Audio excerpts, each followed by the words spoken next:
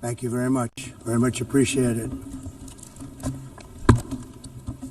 And I don't mind making the speech without a teleprompter, because the teleprompter is not working. I feel very happy to be up here with you nevertheless, and that way you speak more from the heart. I can only say that whoever's operating this teleprompter is in big trouble.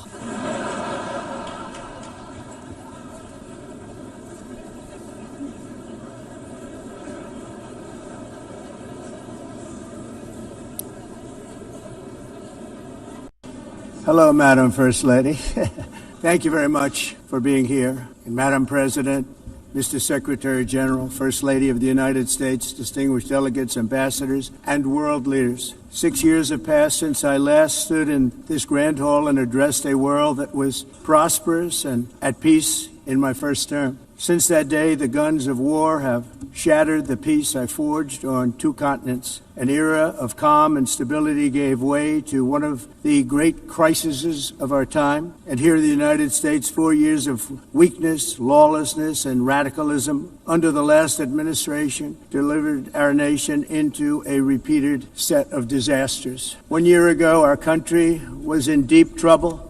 But today, just 8 months into my administration, we are the hottest country anywhere in the world, and there is no other country even close. America is blessed with the strongest economy, the strongest borders, the strongest military, the strongest friendships, and the strongest spirit of any nation on the face of the earth. This is indeed the golden age of America. We are rapidly reversing the economic calamity we inherited from the previous administration, including ruinous price increases and record-setting inflation. Inflation we've never had before. Under my leadership, energy costs are down, gasoline prices are down, grocery prices are down, mortgage rates are down, and inflation has been defeated. The only thing that's up is the stock market, which just hit a record high. In fact, it hit a record high 48 times in the last short period of time. Growth is surging, manufacturing is booming. The stock market, as I said, is doing better than it's ever done, and all of you in this room benefit by that, almost everybody. And importantly, workers' wages are rising at the fastest pace in more than 60 years,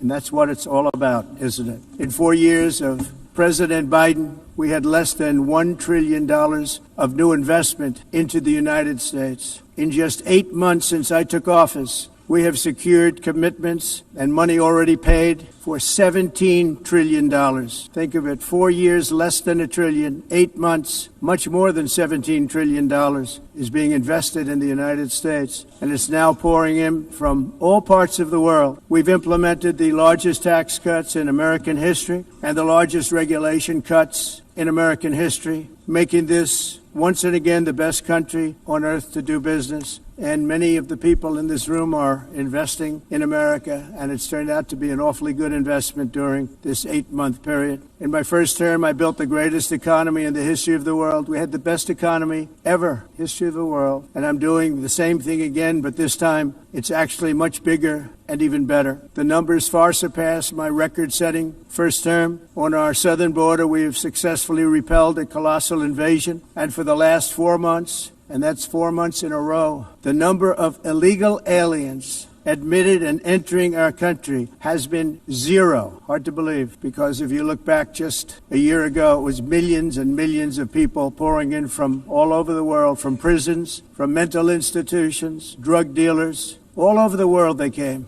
They just poured into our country with the ridiculous open border policy of the Biden administration.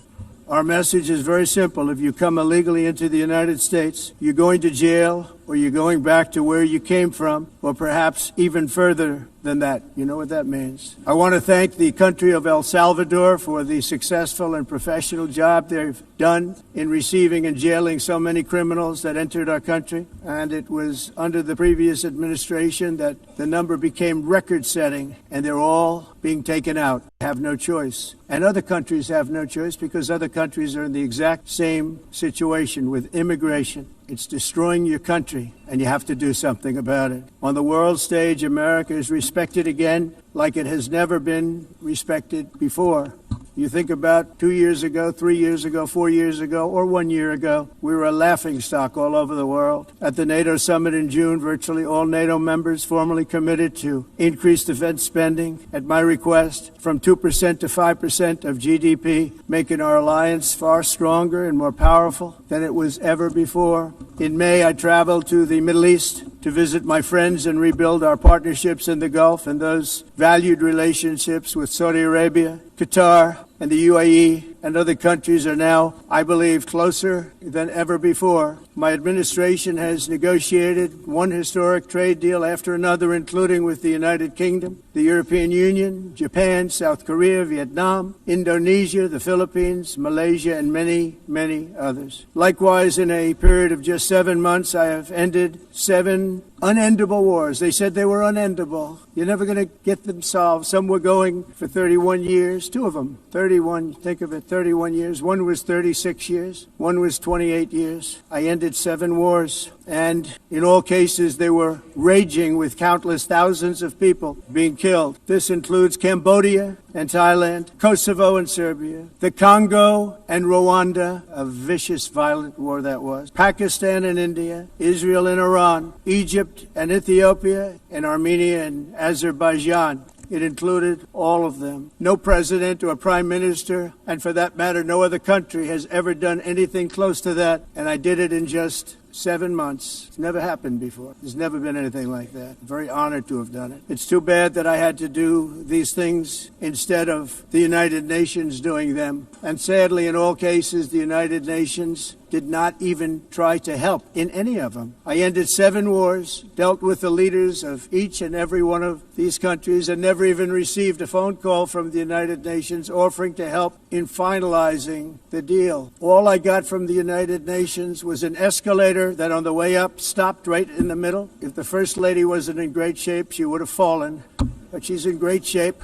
We're both in good shape. We both stood. And then a teleprompter that didn't work. These are the 2 things I got from the United Nations, a bad escalator and a bad teleprompter. Thank you very much. And by the way, it's working now. It just went on. Thank you. I think I should just do it the other way. It's easier. Thank you very much. I didn't think of it at the time because I was too busy working to save millions of lives. That is the saving and stopping of these wars. But later I realized that the United Nations wasn't there for us. They weren't there. I thought of it really after the fact, not during these negotiations, which were not easy. That being the case, what is the purpose of the United Nations? The UN has such tremendous potential. I've always said it. It has such tremendous, tremendous potential, but it's not even coming close to living up to that potential. For the most part, at least for now, all they seem to do is write a really strongly worded letter and then never follow that letter up. It's empty words, and empty words don't solve war. The only thing that solves war and wars is action. Now, after ending all of these wars and also earlier negotiating the Abraham Accords, which is a very big thing for which our country received no credit, never receives credit. Everyone says that I should get the Nobel Peace Prize for each one of these achievements. But for me, the real prize will be the sons and daughters who live to grow up with their mothers and fathers, because millions of people are no longer being killed in endless and unglorious wars. What I care about is not winning prizes, it's saving lives. We saved millions and millions of lives with the 7 wars. And we have others that we're working on, and you know that. Many years ago, a very successful real estate developer in New York, known as Donald J. Trump, I bid on the renovation and rebuilding of this very United Nations complex. I remember it so well. I said at the time that I would do it for $500 million, rebuilding everything. It would be beautiful. I used to talk about, I'm going to give you marble floors. They're going to give you terrazzo. I'm going to give you the best of everything. You're going to have mahogany walls. They're going to give you plastic. But they decided to go in another direction, which was much more expensive at the time, and which actually produced a far inferior product. And I realized that they did not know what they were doing when it came to construction, and that their building concepts were so wrong, and the product that they were proposing to build was so bad and so costly. It was going to cost them a fortune. And I said, and wait till you see the overruns. Well, I turned out to be right. They had massive cost overruns and spent between $2 and $4 billion on the building and did not even get the marble floors that I promised them. You walk on terrazzo. Do you notice that? As far as I'm concerned, frankly, looking at the building, building and getting stuck on the escalator. They still haven't finished the job. They still haven't finished. That was years ago. The project was so corrupt that Congress actually asked me to testify before them on the tremendous waste of money, because it turned out that they had no idea what it was, but they knew it was anywhere between $2 and $4 billion as opposed to $500 million with a guarantee. But they had no idea, and I said it cost much more than $5 billion.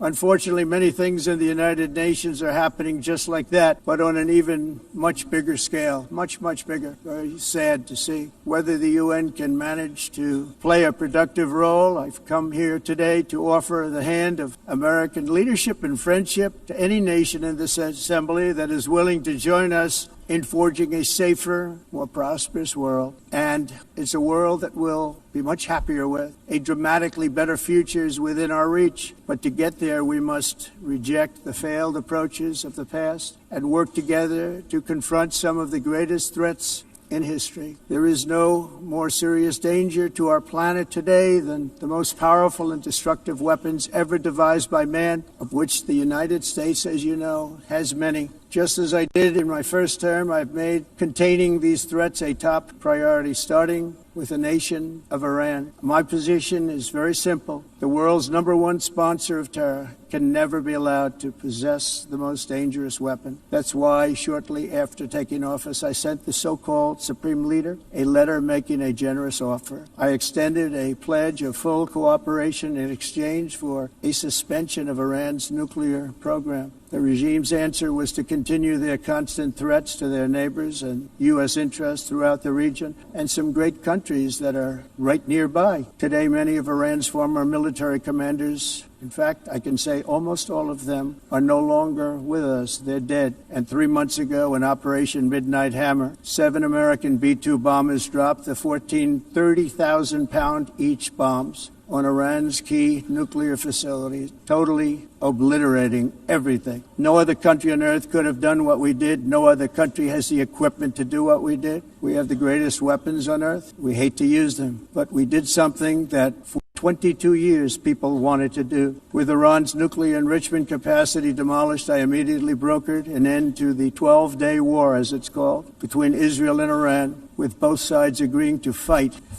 no longer. As everyone knows, I have also been deeply engaged in seeking a ceasefire in Gaza. Have to get that done. Have to get it done. Unfortunately, Hamas has repeatedly rejected reasonable offers to make peace. We can't forget October 7th, can we? Now, as if to encourage continued conflict, some of this body is seeking to unilaterally recognize a Palestinian state. The rewards would be too great for Hamas terrorists for their atrocities. This would be a reward for these horrible atrocities, including October 7th, even while they refuse to release the hostages or accept a ceasefire. Instead of giving to Hamas and giving so much, because they've taken so much, this could have been solved so long ago. But instead of giving in to Hamas's ransom demands, those who want peace should be united with one message: release the hostages now. Just release the hostages now. Thank you. Thank you. As we have got to come together, and we will come together, got to get it done. We have to stop the war in Gaza immediately. We have to stop it. We have to get it done. We have to negotiate, immediately have to negotiate peace. We got to get the hostages back. We want all 20 back. We don't want 2 and 4. As you know, I got, along with Steve Witkoff and others that helped us, Marco Rubio, we got most of them back. We were involved in all of them. But I always said the last 20 are going to be the hardest, and that's exactly what happened. We have to get them back now. We don't want to get back 2, and then another 2, and then 1, and then 3, have this process. No, we want them all back, and we want the actually 38 dead bodies back, too. Those parents came to me, and they want them back, and they want them back very quickly and very badly. As though they were alive, they want them. They want them every bit as much as if their son or daughter were alive. I've also been working relentlessly, stopping the killing in Ukraine. I thought that would be, of the 7 wars that I stopped, I thought that would be the easiest because of my relationship with President Putin, which had always been a good one. I thought that was going to be the easiest one. But, you know, in war, you never know what's going to happen. There are always lots of surprises, both good and bad. Everyone thought Russia would win this war in 3 days. But it didn't work out that way. It was supposed to be just a quick little skirmish. It's not making Russia look good. It's making them look bad. No matter what happens from here on out, this was something that should have taken a matter of days, certainly less than a week. And they've been fighting for 3.5 years and killing anywhere from 5,000 to 7,000 young soldiers, mostly soldiers, on both sides. Every single week, from 5,000 to 7,000 dead young people. And some in cities, much smaller numbers, where rockets are shot, where drones are dropped. This war would never have started if I were president. This was a war that should have never happened. It shows you what leadership is, what bad leadership can do to a country.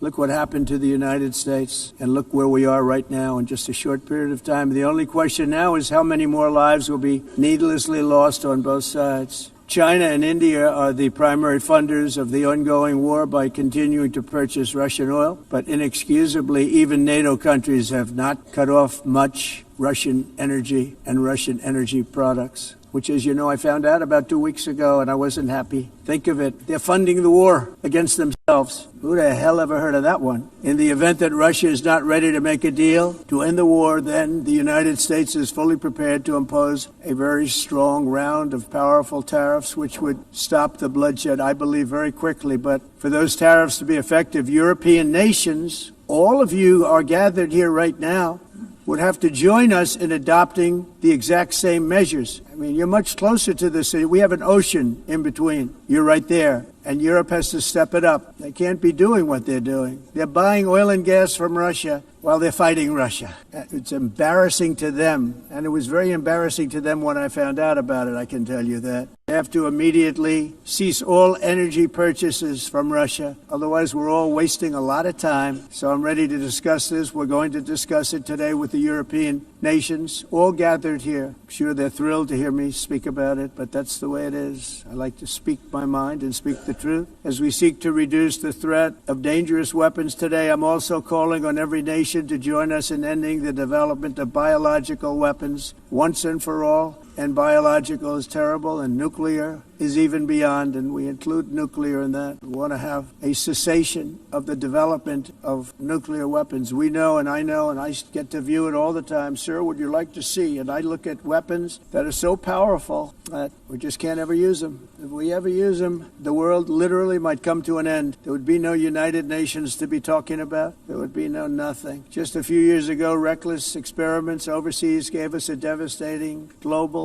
pandemic. Yet despite that worldwide catastrophe, many countries are continuing extremely risky research into bioweapons and man-made pathogens. This is unbelievably dangerous. To prevent potential disasters, I'm announcing today that my administration will lead an international effort to enforce biological weapons convention, which is going to be meeting with the top leaders of the world by pioneering an AI verification system that everyone can trust. Hopefully the UN can play a constructive role, and it will also be one of the early projects under AI. Let's see how good it is, because a lot of people are saying it could be one of the great things ever, but it also can be dangerous, but it could be put to tremendous use and tremendous good, and this would be an example of that. Not only is the UN not solving the problems it should too often, it's actually creating new problems for us to solve. The best example is the number one political issue of our time, the crisis of uncontrolled migration. It's uncontrolled. Your countries are being ruined. The United Nations is funding an assault on Western countries and their borders. In 2024, the UN budgeted $372 million in cash assistance to support an estimated 624,000 migrants journeying into the United States. Think of that. The UN is supporting people that are illegally coming into the United States, and then we have to get them out. The UN also provided food, shelter, transportation, and debit cards to illegal aliens. Can you believe that? On the way to infiltrate our southern border. Millions of people came through that southern border. Just a year ago, millions and millions of people were pouring in, 25 million altogether over the 4 years of the incompetent Biden administration. And now we have it stopped, totally stopped. In fact, they're not even coming anymore because they know they can't get through. But what took place is totally unacceptable. The UN is supposed to stop invasions, not create them. and not finance them. In the United States, we reject the idea that mass numbers of people from foreign lands can be permitted to travel halfway around the world, trample our borders, violate our sovereignty, cause unmitigated crime, and deplete our social safety net. We have reasserted that America belongs to the American people, and I encourage all countries to take their own stand in defense of their citizens as well. You have to do that because I see it. I'm not mentioning names. I see it, and I can call every single one of them out. You're destroying your countries. They're being destroyed. Europe is in serious trouble. They've been invaded by a force of illegal aliens like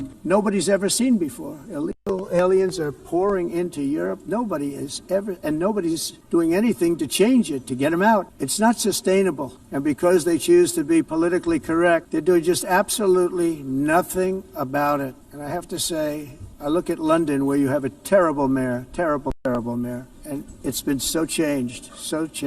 Now they want to go to Sharia law, but you're in a different country. You can't do that. Both the immigration and their suicidal energy ideas will be the death of Western Europe if something is not done immediately. This cannot be sustained. What makes the world so beautiful is that each country is unique. But to stay this way, every sovereign nation must have the right to control their own borders. You have the right to control your borders, as we do now, and to limit the sheer numbers of migrants entering their countries and paid for by the people of that nation that were there and that built that particular nation at the time. They put their blood, sweat, tears, money into that country, and now they're being ruined. Proud nations must be allowed to protect their communities and prevent their societies from being overwhelmed by people they have never seen before, with different customs, religions, with different everything. Where migrants have violated laws, lodged false asylum claims, or claimed refugee status for illegitimate reasons, they should in many cases be immediately sent home. And while we will always have a big heart for places and people that are struggling and truly compassionate, answers will be given. We have to solve the problem, and we have to solve it in their countries, not create new problems in our countries. And we are very helpful to a lot of countries that are just not able to send their people anymore. They used to send them to us in caravans of 25, 30,000 people each. These massive caravans of people pouring into our country, totally unchecked and unvetted, but not anymore. According to the Council of Europe in 2024, almost 50% of inmates in German prisons were foreign nationals or migrants. In Austria, the number was 53% of the people in prisons were from places that weren't from where they are now. In Greece, the number was 54%, and in Switzerland, beautiful Switzerland, 72% of the people in prisons are from outside of Switzerland. When your prisons are filled with so-called asylum seekers who repaid kindness, and that's what they did. They repaid kindness with crime. It's time to end the failed experiment of open borders. You have to end it now. See, I can tell you. I'm really good at this stuff. Your countries are going to hell. In America, we've taken bold action to swiftly shut down uncontrolled migration. Once we started detaining and deporting everyone who crossed the border and removing illegal aliens from the United States, they simply stopped coming. They're not coming anymore. We're getting a lot of credit, but they're not coming anymore. This was a humanitarian act for all involved, because on the trips up, thousands of people a week were dying. Women were being raped. Nobody's ever seen anything like it. Raped, horribly beaten, raped. On the trip up, the journey up, it was a long walk. It was a long, arduous journey, indeed. And it was also a historic victory against human trafficking throughout the region. What we did was a victory, and we saved so many lives of people that wouldn't make the journey. That journey was loaded up with death. Dead bodies all along the roads of jungles. To get up, they go through jungles, they go through areas so hot you couldn't breathe. They were dying of suffocation, areas so hot that you couldn't breathe. Dead bodies all over. By them not coming, we're saving tremendous numbers of lives. My people have done a fantastic job in doing what they did, and the American public agrees with it. I mean, I was very proud to see this morning I have the highest poll numbers I've ever had. Part of it is because of what we've done on the border. I guess the other part is what we've done in the economy. Joe Biden's policies empowered murderous gangs, human smugglers, child traffickers, drug cartels, and prisoners from all over the world. The previous administration also lost nearly 300,000 children. Think of that. They lost more than 300,000 children, little children, who were trafficked into the United States on the Biden watch, many of whom have been raped, exploited, and abused, and sold. Sold. Nobody talks about that. The fake news doesn't write about it, with many others, young children who are missing or dead. And we found a lot of these children, and we're sending them back, and we've been sending them back to their parents. They said, nobody knows who they are. They said, where do you come from? And they'll give us a country, and we'll find out, and we'll figure it out, and we'll bring them back to their homes. And the mother and father rush to the door, and their tears in their eyes. They can't believe that they're seeing their son or daughter, their little son or daughter again. We've done almost 30,000 of them so far. Any system that results in the mass trafficking of children is inherently evil. Yet that is exactly what the globalist migration agenda has done, and it's what it's all about. In America, those days, as you know, are over. The Trump administration is working, and we are continuing to work to track down the villains that are causing this problem, and also, as I said, to get back the 30,000 we've already returned. Now I think we're going to have another. We're going to find a lot. You're not going to find all of them. 300, more than 300,000. They're lost or they're dead. They're lost or they're dead because of the animals that did this. To protect our citizens, I've also designated multiple savage drug cartels as far as and you see this, and you see it happening right before your eyes. Let's put it this way. People don't like taking big loads of drugs in boats anymore. There aren't too many boats that are traveling on the seas by Venezuela. They tend not to want to travel very quickly anymore. And we've virtually stopped drugs coming into our country by sea. We call them the water drugs. They kill hundreds of thousands of people. I've also designated multiple savage drug cartels as far as foreign terrorist organizations, along with two bloodthirsty transnational gangs, probably the worst gangs anywhere in the world, MS-13 and Tren de Aragua. Tren de Aragua is from Venezuela, by the way. Such organizations torture, maim, mutilate, and murder with impunity. They're the enemies of all humanity. For this reason, we've recently begun using the supreme power of the United States military to destroy Venezuelan terrorists and trafficking networks led by Nicolas Maduro. To every terrorist thug smuggling poisonous drugs into the United States of America, please be warned that we will blow you out of existence. That's what we're doing. We have no choice.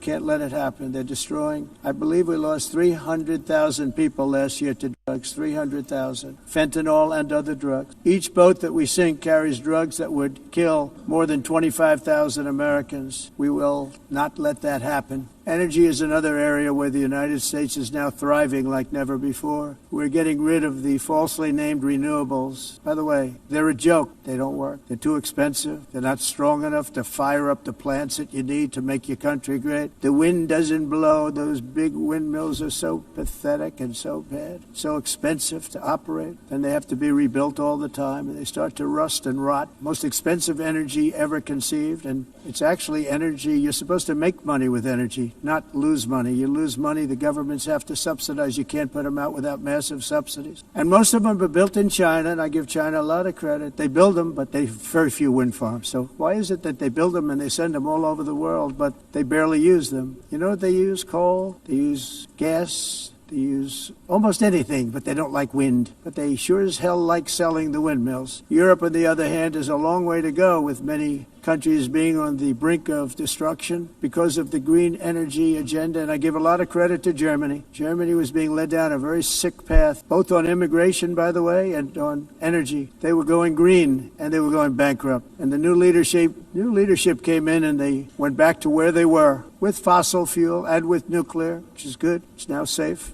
You can do it properly. But they went back to where they were, and they opened up a lot of different plants, energy producing plants, and they're doing well. I give Germany a lot of credit for that. They've said this is a disaster, what's happening. They were going all green. All green is all bankrupt. That's what it represents. And it's not politically correct. I'll be very badly criticized for saying it, but I'm here to tell the truth. I don't care. It doesn't matter to me. I'm in New York City. I'm feeling a lot safer. Crime, we're getting crime down. And by the way, speaking of crime, Washington, D.C. Washington, D.C. was the crime capital of America. Now it's after 12 days, It's a totally safe city. Everyone's going out to dinner. They're going out to restaurants. Your wife can walk down the middle of the street with or without you. Nothing's going to happen. My people have done a fantastic job. And yes, I called in the National Guard, and the National Guard took care of business, and they weren't politically correct, but they took care of business. We got 1,700 career criminals out, brought them back to where they came from, the countries where they came from, or put them in jails. Washington, D.C. is now a totally safe city again,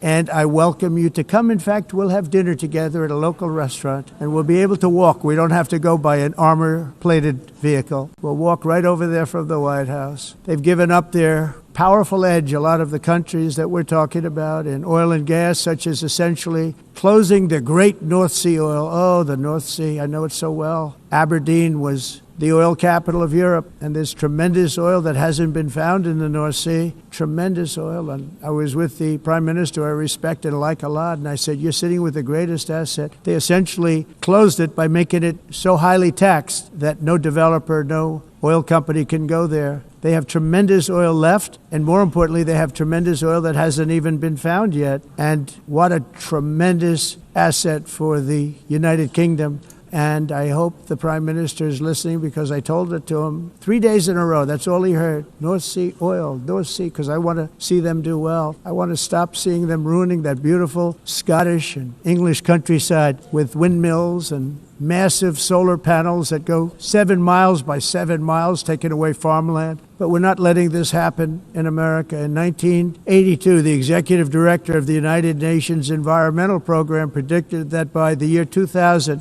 climate change would cause a global catastrophe. He said that it will be irreversible, as any nuclear holocaust would be. This is what they said at the United Nations. What happened? Here we are. Another UN official stated in 1989 that within a decade, entire nations could be wiped off the map by global warming. Not happening. You know, it used to be global cooling. If you look back years ago in the 1920s and the 1930s, they said global cooling will kill the world. We have to do something. Then they said global warming will kill the world. But then it started getting cooler. So now they could just call it climate change, because that way they can't miss. It's climate change. Because if it goes higher or lower, whatever the hell happens, there's climate change. It's the greatest con job ever perpetrated on the world, in my opinion. Climate change, no matter what happens, you're involved in that. No more global warming, no more global cooling. All of these predictions made by the United Nations and many others, often for bad reasons, were wrong. They were made by stupid people that have cost their countries fortunes and given those same countries no chance for success.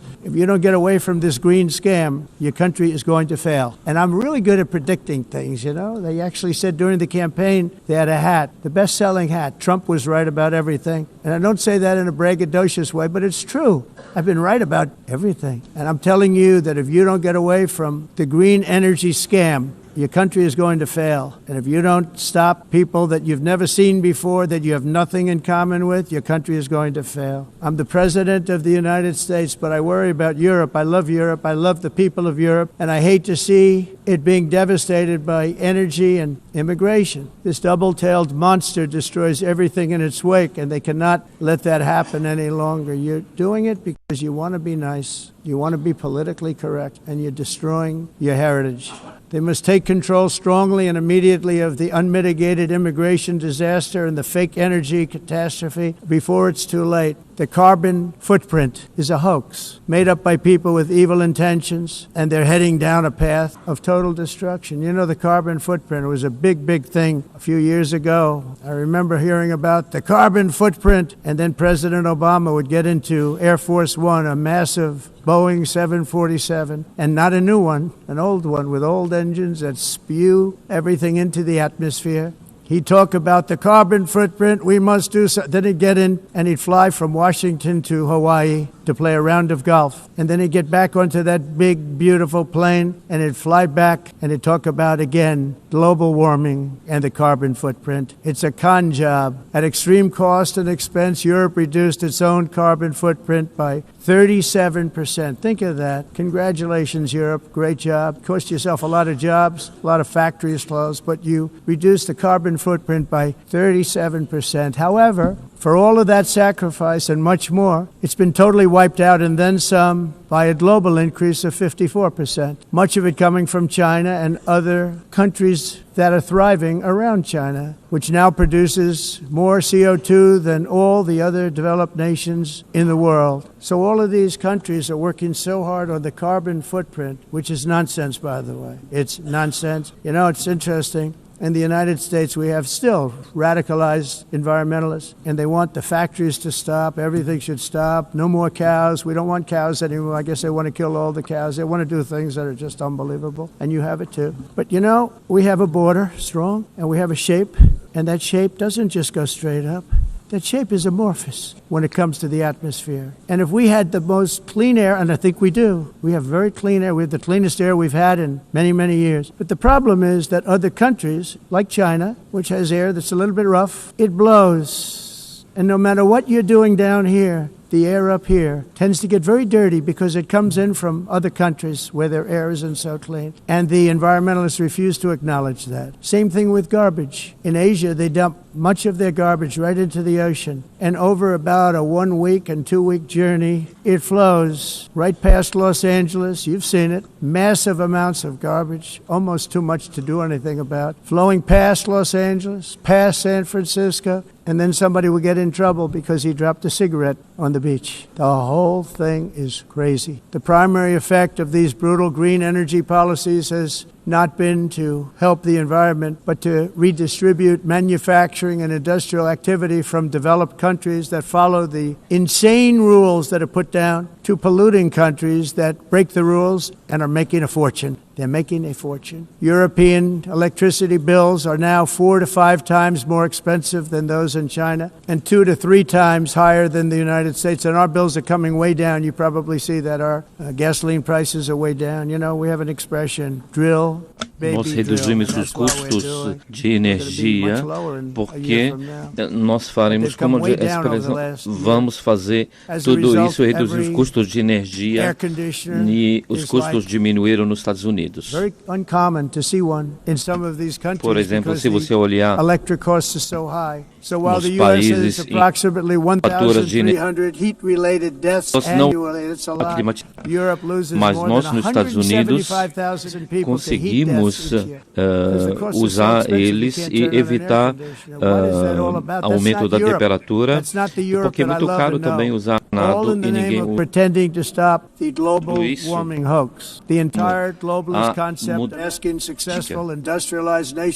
Essa agenda mundialista não tem nenhum sentido.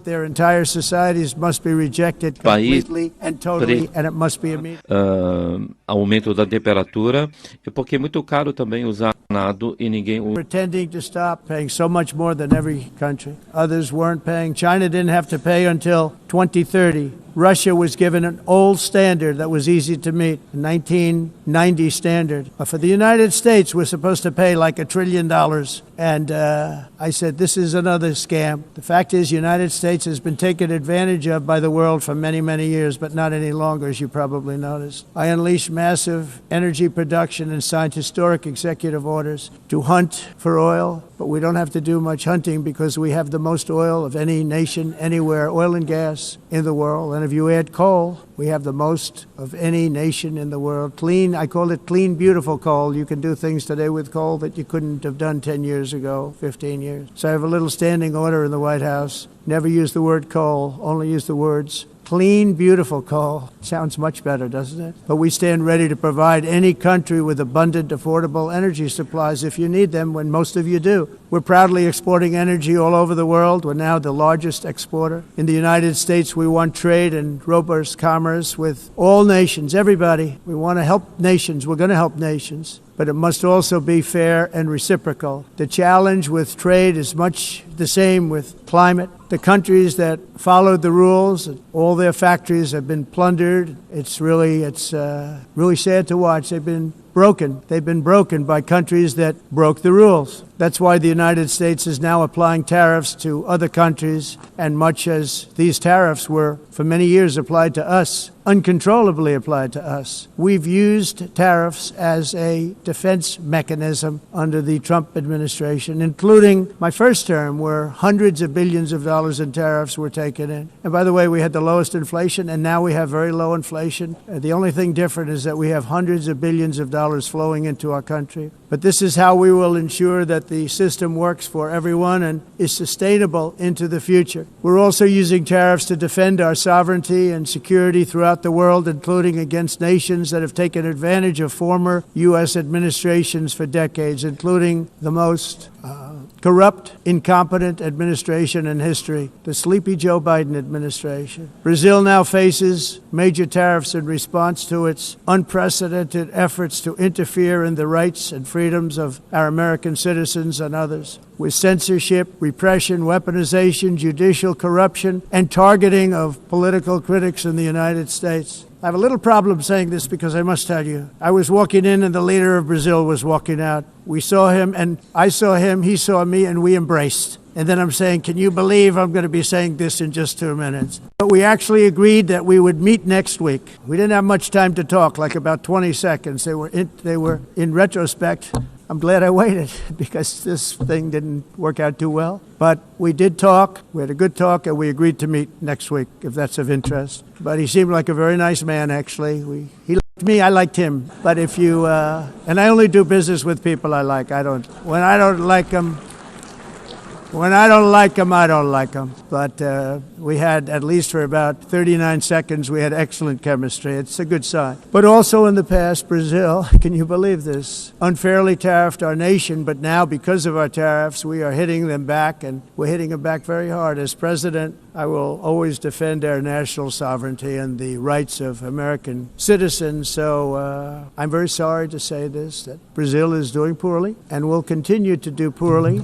They can only do well when they're working with us. Without us, they will fail, just as others have failed. It's true. Next year, the United States will celebrate the 250th anniversary of our glorious independence, a testament to enduring power and American freedom and spirit. We will also be proudly hosting the 2026 FIFA World Cup, and shortly thereafter the 2028 Olympics, which is going to be very exciting. I hope you all come. I hope that countless people from all over the globe will take part of these will be great celebrations of liberty and human achievement, and that together we all can rejoice in the miracles of history that began in July 4th, 1776, when we founded the light to all nations. And it's something really that an amazing thing came out of that date. It's called the United States of America. In honor of this momentous anniversary, I hope that all countries who find inspiration in our example will join us in renewing our commitment, values, and those values really that we hold so dear. Together, let us defend free speech and free expression. Let us protect religious liberty, including for the most persecuted religion on the planet today. It's called Christianity. And let us safeguard our sovereignty and cherish qualities that have made each of our nations so special, incredible, and extraordinary. In closing, I just want to repeat that immigration and the high cost of so-called green renewable energy is destroying a large part of the free world and a large part of our planet. Countries that cherish freedom are fading fast because of their policies on these two subjects. You need strong borders and traditional energy sources if you are going to be great again. Whether you have come from north or south, east or west, near or far, every leader in this beautiful hall today represents a rich culture, a noble history, and a proud heritage that makes each nation majestic and unique, unlike anything else in human history or any other place on the face of the earth. From London to Lima, from Rome to Athens, from Paris to Seoul, from Cairo to Tokyo and Amsterdam to right here in New York City, we stand on the shoulders of the leaders and legends, generals and giants, heroes and titans who won and built our beloved nations, all of our nations, with their own courage, strength, spirit, and skill. Our ancestors climbed mountains, conquered oceans, crossed deserts, and trekked over wide open plains. They charged into thunderous battles, plunged into grave dangers, and they were soldiers and farmers and workers and warriors and explorers and patriots. They built towns into cities, tribes into kingdoms, ideas into industries, and small islands into mighty empires. You're a part of all of that. They were champions for their people who never gave up and who never, ever gave in. Their values defined our national identities. Their visions forged our magnificent destiny. Everybody in this room is a part of it in your own way. Each of us inherits the deeds and the myths, the triumphs, the legacies of our own heroes and founders who so bravely showed us the way. Our ancestors gave everything for homelands that they defended with pride, with sweat, with blood, with life and with death. Now the righteous task of protecting the nations that they built belongs to each and every one of us. So together let us uphold our sacred duty to our people and to our citizens. Let us protect their borders, ensure their safety, preserve their cultures, treasure, and traditions, and fight for their precious dreams and their cherished freedoms. And in friendship and really a beautiful vision, let us all work together to build a bright, beautiful planet, a planet that we all share, a planet of peace and a world that is richer, better, and more beautiful than ever before. That can happen. It will happen. It will happen, and I hope it can happen and start right now, right at this moment. We'll turn it around. We're going to make our countries better, safer, more beautiful. We're going to take care of our people. Thank you very much. It's been an honor. God bless the nations of the world. Thank you very much. Bye.